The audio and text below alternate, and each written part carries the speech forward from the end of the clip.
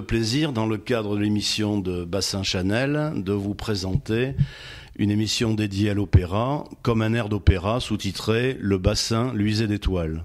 Je souhaiterais préciser que le concept de celle-ci consistera à proposer en priorité et sans exclusive l'écoute d'interprètes dans des enregistrements souvent anciens, parfois oubliés du répertoire français, italien, voire traditionnel et folklorique de toutes origines. De même, un répertoire dit de musique classique pourra être également présenté. Revenant au concept de l'émission, l'une des particularités consistera parfois à présenter le même air interprété par différents artistes de premier plan, voire de sexes différents, et ce, à différentes époques. La programmation se réserve l'éventualité de donner l'antenne à tout jeune chanteur ou musicien prometteur et reconnu par ses pairs. Puisse cet hommage aux compositeurs, aux artistes, trouver un écho et, si possible, susciter une attention, voire aussi une vocation. Dans le cadre de l'émission Comme un air d'opéra, nous souhaitions faire une émission spéciale sur le Barbier de Séville, qui est programmée dans 2 salles sur le bassin dans les mois à venir. Alors Rod a préparé comme d'habitude une série d'airs avec différents interprètes, mais il va commencer par nous planter le décor, pour nous raconter l'histoire, les auteurs, afin de pouvoir suivre cette œuvre majeure qui est toujours d'actualité car il parle des prémices de l'émancipation de la femme. Bonjour à tous. Donc comme vous l'a présenté Christiane, aujourd'hui j'ai le plaisir de vous parler du Barbier de Séville. Il s'agit en fait d'une longue histoire. C'est un opéra bouffe qui a été tiré de la comédie de Pierre-Augustin Caron de Beaumarchais, 1732-1799. Beaumarchais est considéré comme un des pères fondateurs de la Révolution française. Vous connaissez la phrase « Sans la liberté de blâmer, il n'est point d'éloge flatteur ». Le ton est donné. Beaumarchais, personnage flamboyant, fut d'abord un horloger brillant et inventif, sous la houlette de son père, puis se lança dans les affaires. Quand je dis lancer dans les affaires, vous allez voir. Marié et veuf à 2 reprises, il devient un proche de la cour du roi, Louis XV, devenant même un agent de liaison, trouvant son apogée dans la participation de la France dans la guerre d'indépendance des États-Unis, 1776, la déclaration d'indépendance ayant eu lieu le 4 juillet 1776. Enfin, Beaumarchais fut aussi un des pères fondateurs de la Société des auteurs et compositeurs dramatiques, 1777, donc un homme d'affaires avisé. Remarié en 1790, il se rallie aux idées de la Révolution française, tout en poursuivant ses affaires financières, ce qui lui vaudra de risquer l'échafaud qu'il évitera de justesse. Son legs artistique est impressionnant. Le Barbier de Séville, ou La Précaution inutile, comédie en 4 actes, a été édité chez Ruot. La première fut donnée à la Comédie Française en février 1775.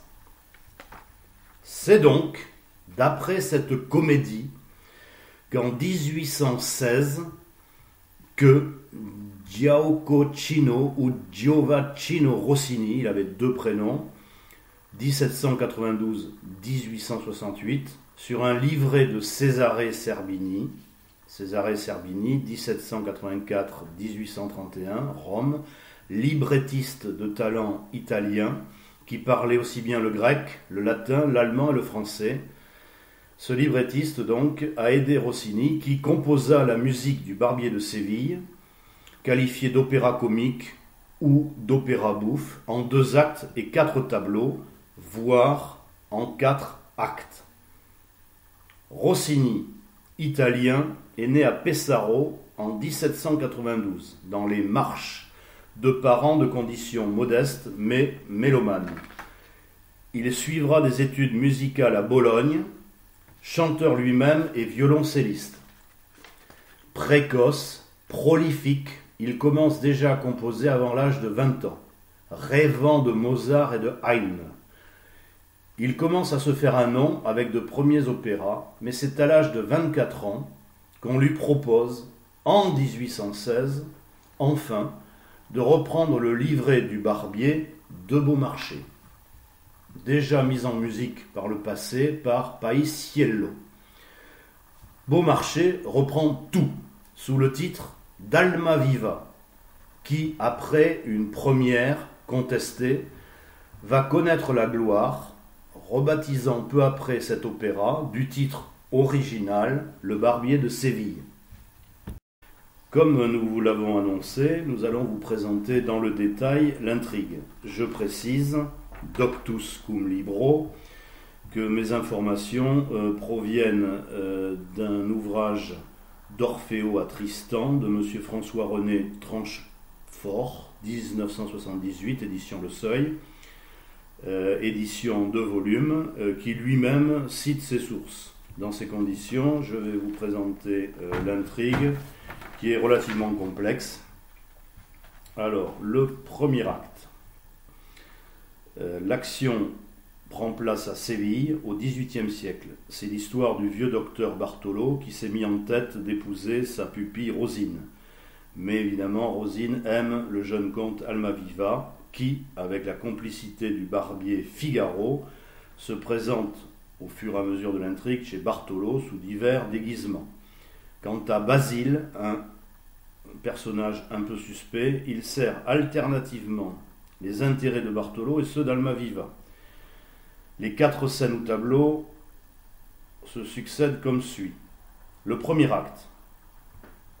On est dans une rue devant la maison de Bartolo, puis à son domicile. Almaviva, le ténor que vous entendrez, chante la sérénade sous les fenêtres de Rosine. Le barbier Figaro se met à sa disposition pour faciliter ses projets.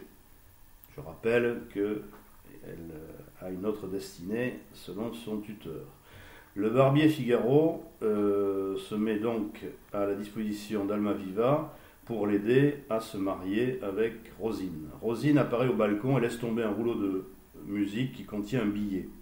Bartolo, soupçonneux, juge prudent de ne pas perdre de temps et court chez Basile, chargé de tout préparer pour son mariage. Cependant, le comte et Figaro se proposent par un stratagème de pénétrer chez Bartolo. Rosine écrit une lettre à Almaviva que Figaro récupère. Arrive Basile, le personnage intrigant, qui révèle à Bartolo la présence du comte Almaviva à Séville et lui suggère un peu de calomnie. Vous entendrez l'air, 3 versions différentes. Cette calomnie pourrait éloigner l'importun Almaviva. Bartolo interroge alors sa pupille qui se dérobe adroitement. Apparaît Almaviva, déguisé en soldat, il est ivre, et met la patience du tuteur à rude épreuve. L'acte se termine par un sextuor, l'un des plus endiablés et des plus célèbres de tout le théâtre lyrique. Nous voici maintenant au second acte. À présent, Almaviva se présente sous les habits d'un maître-chant. Dès qu'elle a reconnu son professeur, Rosine accepte de montrer sa virtuosité vocale. La nuit suivante, un orage éclate, pendant lequel Figaro et Almaviva se glissent par une fenêtre. Cependant, Bartolo envoie chercher un notaire. Lorsque le comte se présente, Rosine, abusée par son tuteur, l'accable de reproches. Mais bientôt, Almaviva révèle son identité et comme Basile arrive avec le notaire, eh bien les 2 jeunes gens sont mariés sur le champ.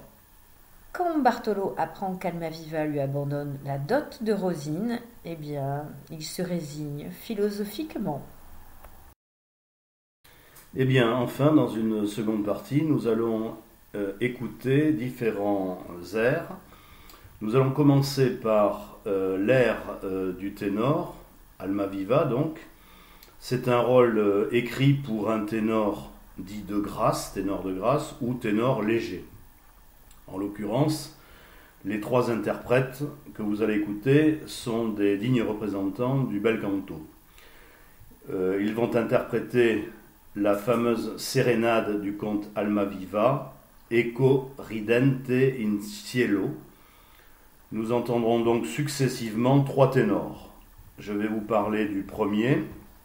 Il s'agit d'un ténor péruvien né en 1927, toujours en vie, Luis Alva. À l'époque de sa gloire, on le présentait comme le ténor Luigi Alva, pour faire plus italien. En fait, il est bien péruvien, de retour dans son pays, et nous le saluons. Il est né Luis Ernesto Alva Italiedo. Il enregistra un barbier d'anthologie avec Calas. Quand je salue un artiste, je précise donc qu'il est supposé être toujours de ce monde, mais retiré des scènes lyriques. Donc Luigi Alva, dit Luis Alva, va nous interpréter la sérénade du conte Almaviva, première version.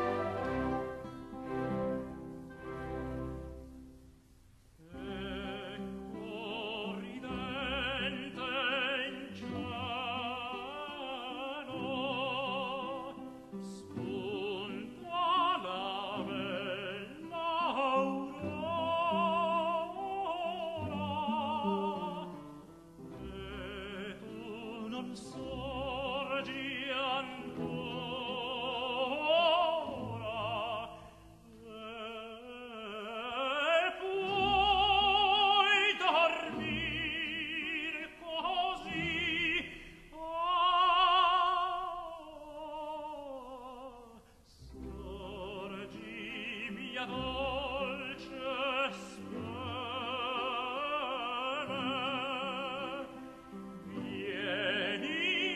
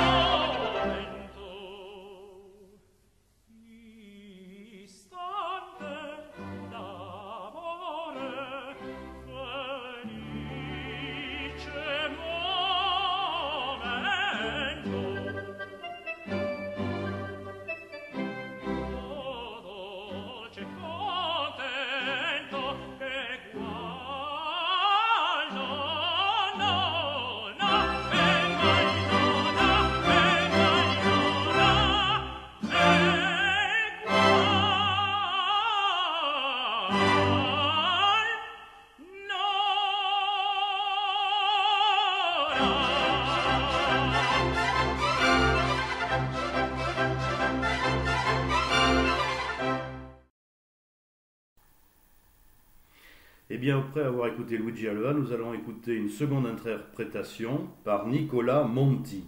C'est un ténor italien, né en 1920, mort en 1993. Ce ténor connut sa gloire dans les années 50 et il fut également partenaire de Callas. Il nous livre une très belle interprétation de la sérénade.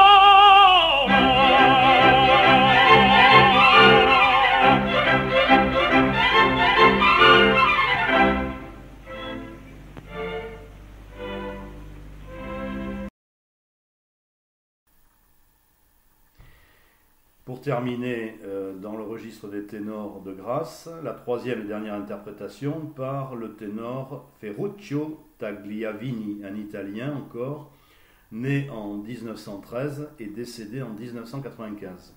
Il s'agit là encore d'un magnifique ténor de grâce que l'on a comparé à l'époque à Gigli et Tito Schipa, qui aurait pu être le successeur, toute proportion gardée néanmoins. Donc à vous, Ferruccio, dans l'interprétation de la sérénade. Merci.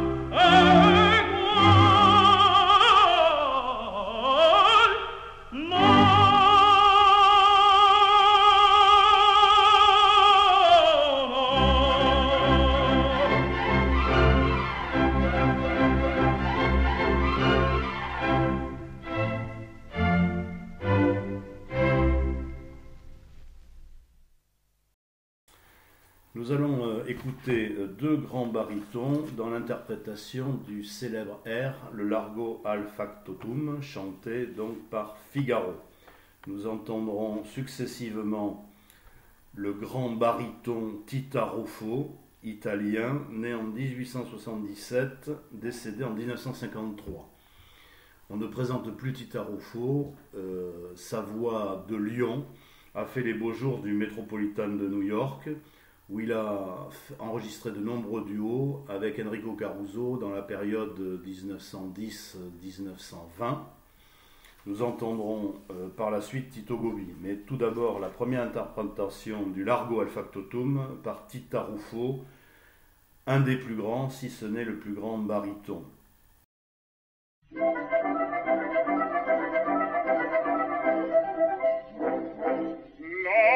Factotum della città largo, la la la la la la la la la, fretta bottega che l'alba già fresco, la la la la la la la la la.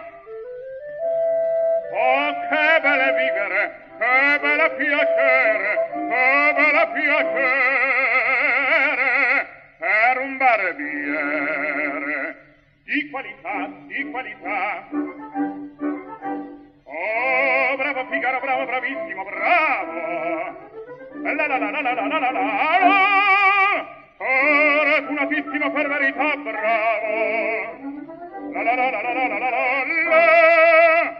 Fortunatissimo per verità! Fortunatissimo per verità! La la la la la la la la la la la la la la la!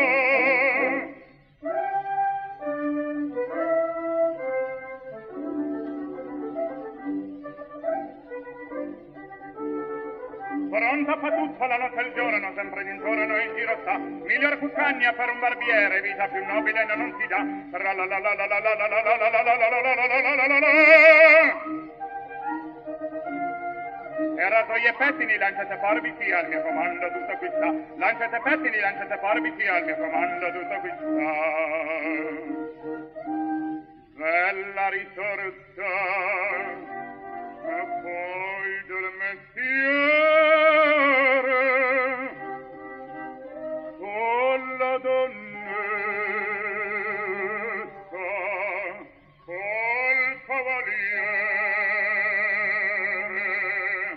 con la donnetta, col tralalalero, col cavaliere, col tralalalalalalala.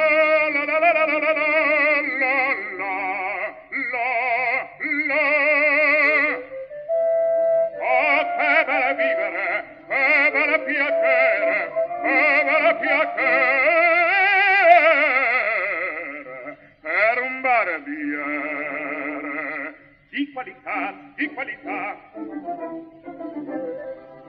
Tutti mi chiedono, tutti mi vogliono, donne, ragazzi, vecchie fanciulle, fa la parrucca, e presso la barba, e fa la sanguigna, e presso il biglietto, tutti mi chiedono, tutti mi vogliono, tutti mi chiedono, tutti mi vogliono, fa la parrucca, presso la barba, presso il biglietto, e Figaro, Figaro, Figaro, e Figaro, Figaro, Figaro, Figaro, Figaro, Figaro, Figaro, Figaro, Figaro, Figaro, Figaro. Oimè, oimè, e furia, oimè, e folla, uno alla volta, per carità, per carità, per carità, una alla volta, una alla volta, una alla volta, per carità. Ehi, Figaro, e son qua, Figaro, e son qua, e Figaro qua, Figaro là, Figaro qua, Figaro là, Figaro su, Figaro giù, Figaro su, pronto, pronto, che mi son quel fulmine, sono il facciato della città, della città, della città, della città, della città. Ah, bravo Figaro, bravo, bravissimo, ah, bravo Figaro, bravo, bravissimo, fortunatissimo, fortunatissimo, fortunatissimo, per verità, ah, bravo Figaro, bravo, bravissimo, ah, bravo Figaro, bravo, bravissimo, fortunatissimo, fortunatissimo, fortunatissimo, per verità, con il fatato della città, con il fatato della città, della città, della città, della città.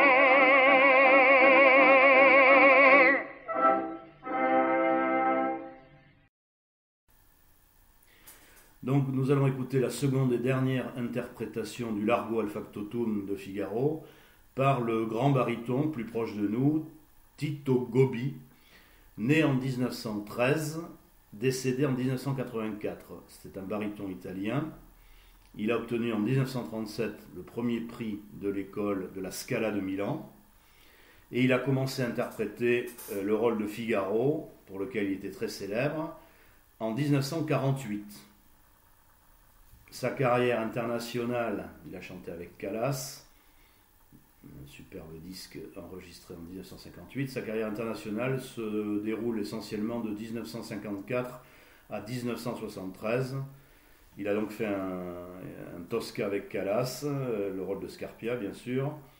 Il a fait une immense carrière et c'est un très très très grand baryton reconnu par le monde lyrique.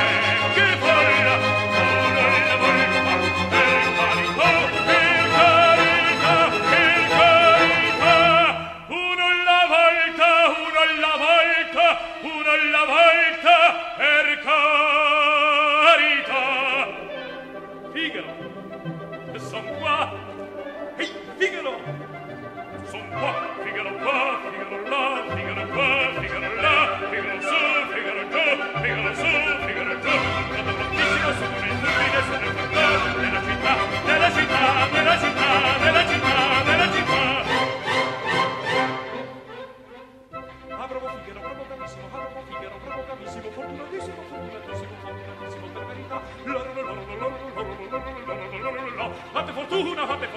e fortuna non mancherà. Solo il fattatum della città, solo il fattatum della città, della città, della città, della città.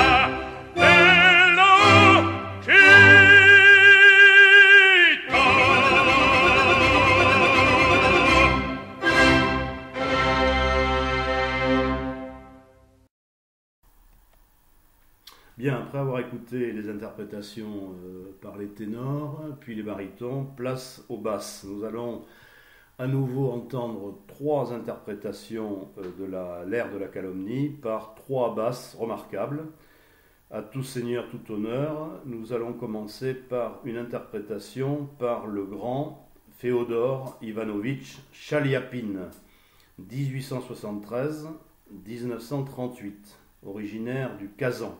Un russe est décédé à Paris. C'est un contemporain parfait d'Enrico Caruso, sauf qu'il est décédé 17 ans plus tard. Il est célèbre, Chaliapine, pour son interprétation de Boris Godunov et de Don Quichotte au cinéma. C'était un géant, au propre et au figuré, à la voix de basse, dite basse chantante. Pour l'anecdote, chère à Christiane, vous pouvez voir son fils dans le film de Jean-Jacques Hano, Le nom de la rose, où il joue Jorge de Burgos, ce moine aveugle que vous reconnaîtrez à sa description. Pour la petite histoire, et encore une anecdote, chère à notre amie Christiane, une de ses filles a été Miss Russie, et sans piston du tout, il suffit de la voir. Elle a d'ailleurs fait la première page de l'illustration en France. Bref, Chaliapine, Caruso et Ruffo, que vous avez entendus, sont les trois grands du début du XXe siècle. Il s'agissait d'un trio magique.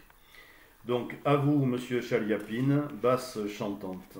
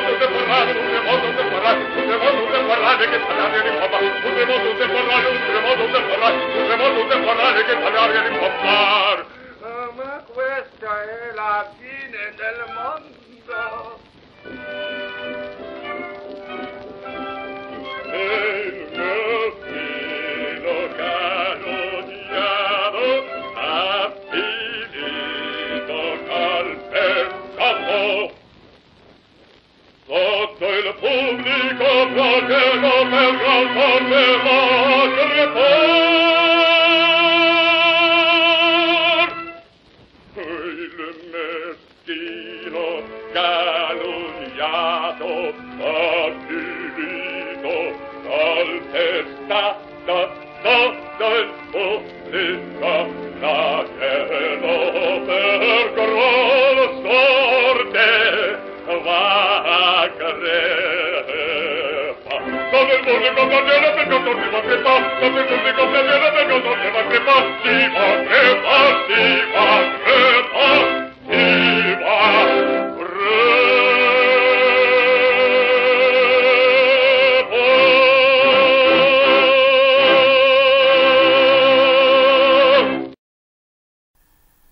Seconde interprétation plus proche de nous par la grande basse italienne Ezio Pinza, 1892-1957, décédé aux USA.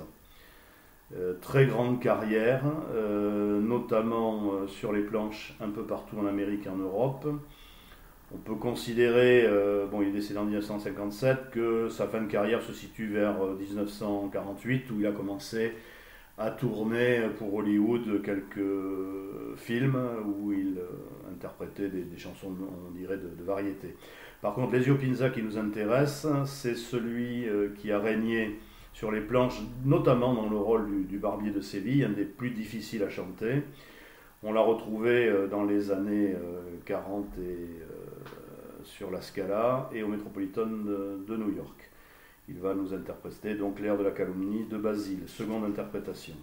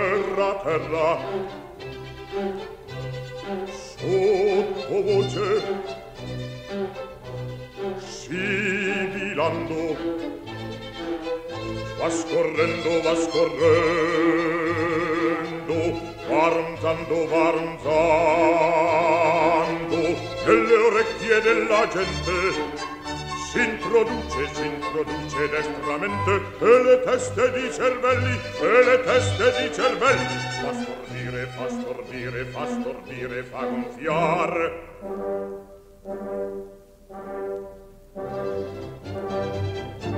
Dalla bocca fuori il senno, lo schiamazzo va crescendo, e ne porta poco a poco,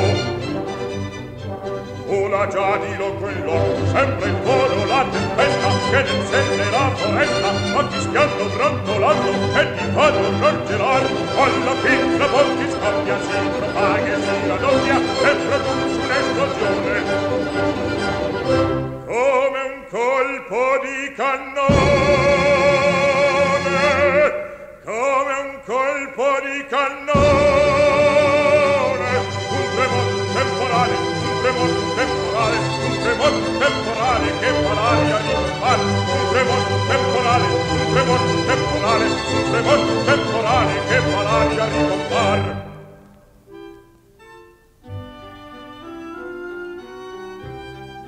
E il meschino calunniato, avvilito, calpestato, sotto il pubblico flagello per canzorte fa crepare il meschino calunniato, avvilito, calpestato sotto il pubblico flagello, per gran sorte va a crepar. Sotto il pubblico flagello, per gran sorte va a crepar. Sotto il pubblico flagello, per gran sorte va a crepar. Si va a crepar, si va a crepar, si va a crepar.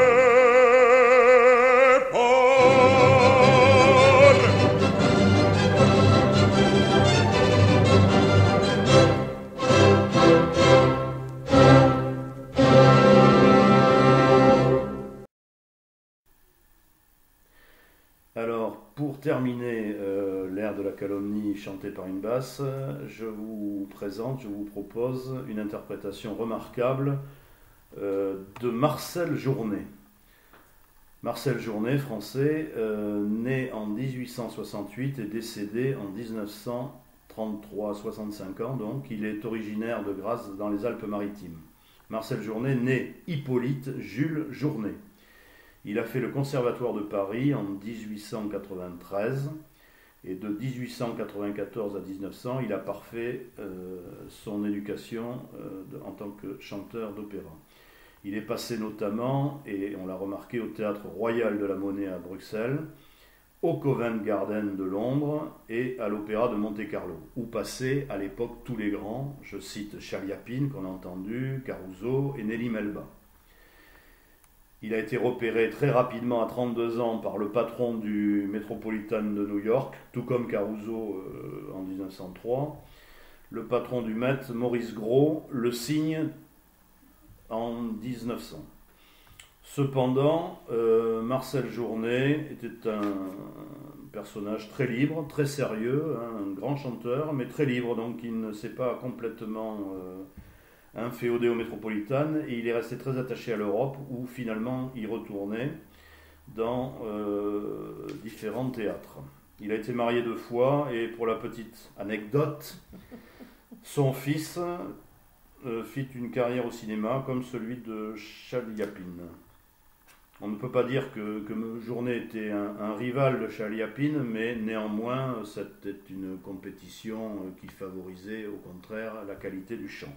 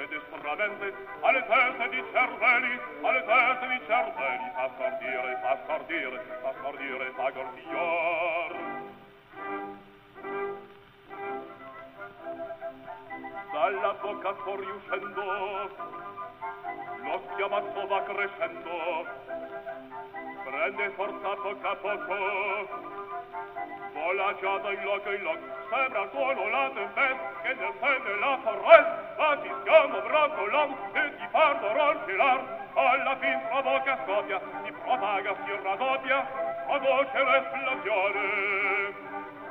Come una colpa di canone, come una colpa di canone, un tremoto temporale che fa l'aria rimpombar.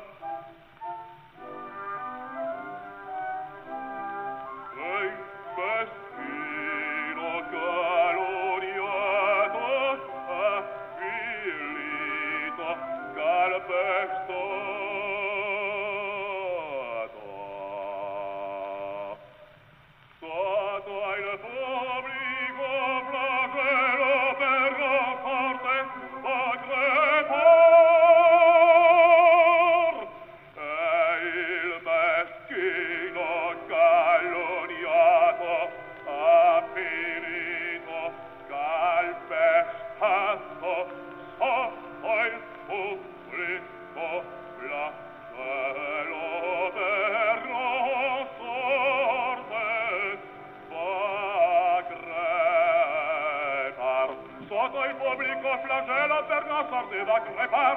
Sotto il pubblico flagello per non sorte da crepar.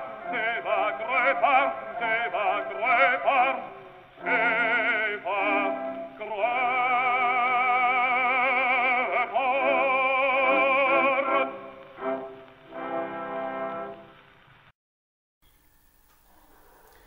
Oui, nous allons donc terminer par mesdames Amélita Galli-Gursi et la Calas dans l'interprétation de l'air de Rosine.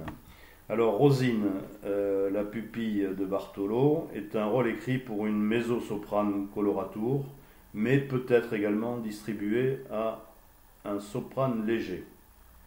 La tendance actuelle est à la reprise de l'emploi original.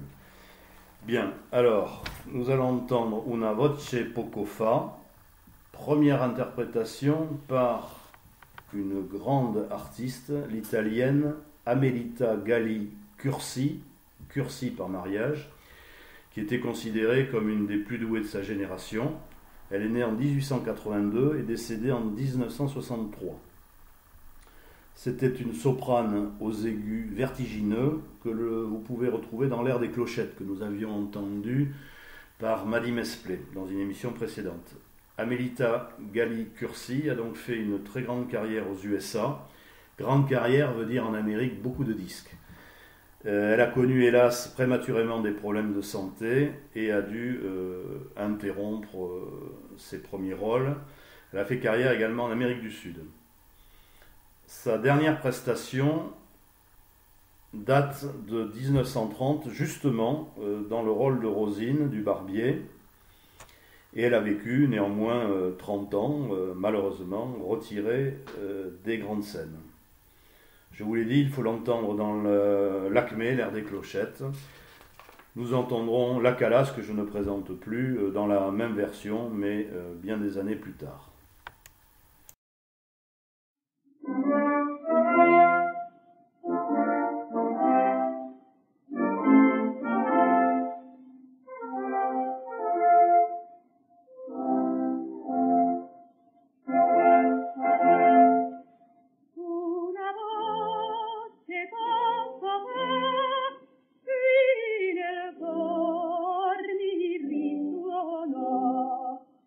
Il mio cuore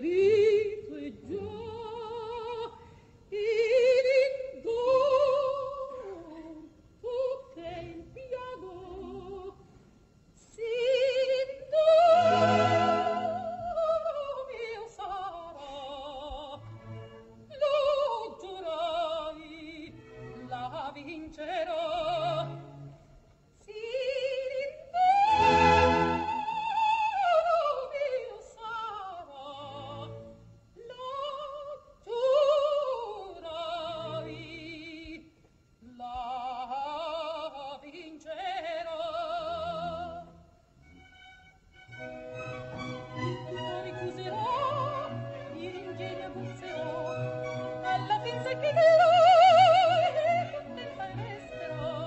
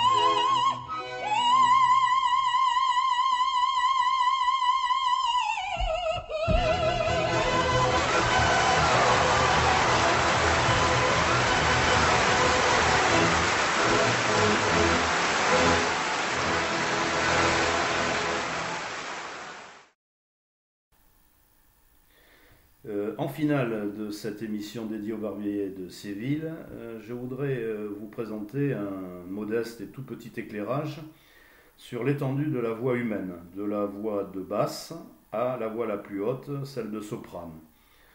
La voix humaine se caractérise par sa fréquence, son registre, le timbre et sa puissance. Pour ce faire, nous allons vous présenter deux airs. Le premier est un air de Paul Aumônier, né en 1872 et mort en 1944.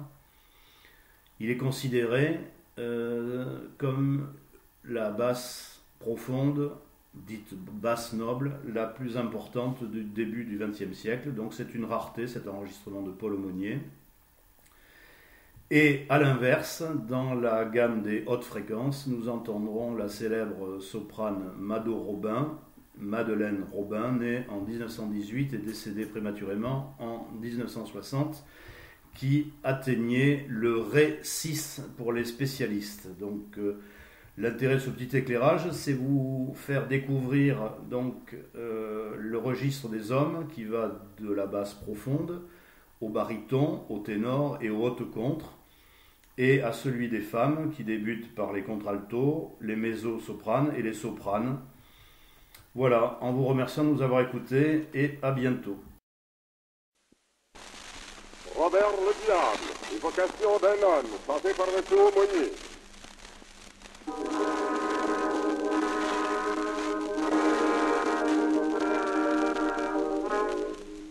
Voici les débris du monastère antique, oué par Rosalie.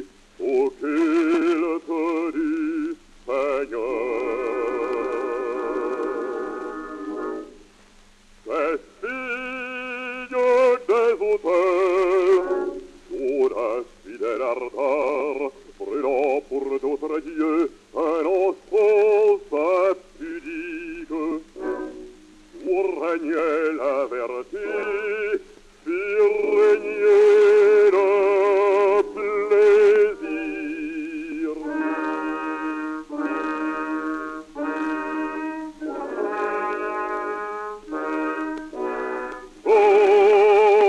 Sonne qui reposait sous cette froide pierre. M'entendez-vous?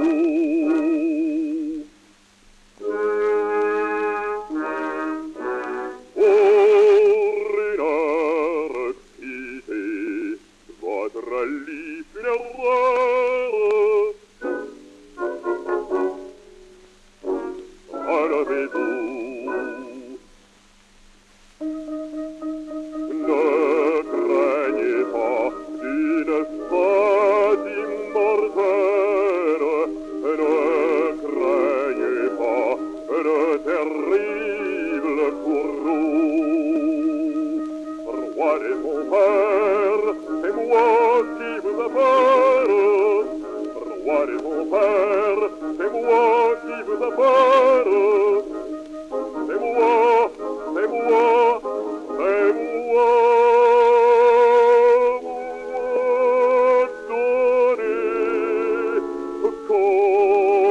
Donnez comme vous. Moi, donnez comme vous.